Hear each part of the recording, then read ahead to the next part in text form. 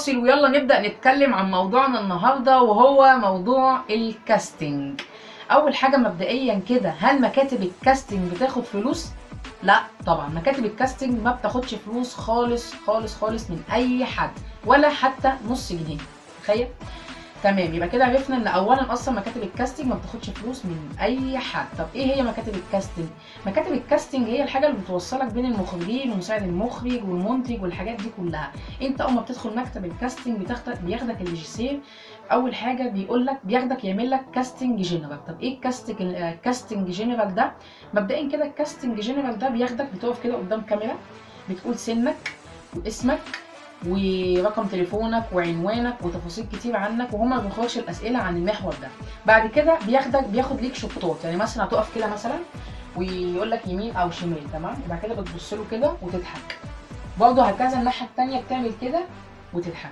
دي بتبقى اختبارات الكاستنج. اختبارات الكاستنج ما بتخرجش عن كده خالص. طب ايه الفرق بين الكاستنج بتاع التمثيل والكاستنج بتاع الاعلانات؟ اللي فات ده كاستنج جنرال، هو عامه بيتعمل في الحالتين، لو في اعلانات وموديلز هو بيتعمل، ولو في برضه كاستنج المسلسل او فيلم برضه هو ده الكاستنج، مفيش غيره. بس كده، ده كان موضوع الكاستنج ايه اللي هو عن ايه الاعلانات والموديلز. طب لو احنا عايزين كاستنج تمثيل، كاستنج التمثيل بقى بيختلف عن الاعلانات والموديلز في حاجات بسيطه، وهي بتبقى انهم بيدوك مشهد. ده لو انت اتقبلت اصلا بتاخد مشهد بتحفظه وانت قاعد، بيبقوا مشهدين، بيبقى واحد لغه عاميه وواحد لغه عاديه.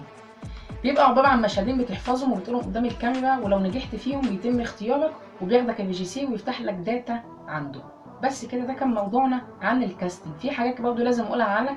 وطب فين مكاتب الكاستنج دي؟ هنلاقيها فين؟ مكاتب الكاستنج بتبقى موجوده دايما في المهندسين عند مسجد حاجه محمود كده. هسيب لكم على فكره تحت في الوصف جميع انواع مكاتب الكاستنج موجوده فين، وهسيب لكم ارقامهم، وهسيب لكم كل حاجه عن الكاستنج. بس كده، ده كان موضوعنا النهارده باختصار. بتهيألي كده خلصنا خلاص. مع السلامه. نسيت اقول لك حاجه عزيزي المشاهد، ونسيت اخسر الحاجه دي مهمه جدا جدا وكنت لازم اقولها لك. برضه باختصار، انا قلت لك ان الكاستنج جنرال بيتم انك بتقف، بياخد لك شوط يمين وشوط شمال، وبيسالك عن سنك ورقم تليفونك وكل حاجه تخصك، عشان بعد كده يفتح لك عنده داتا ويجيبك.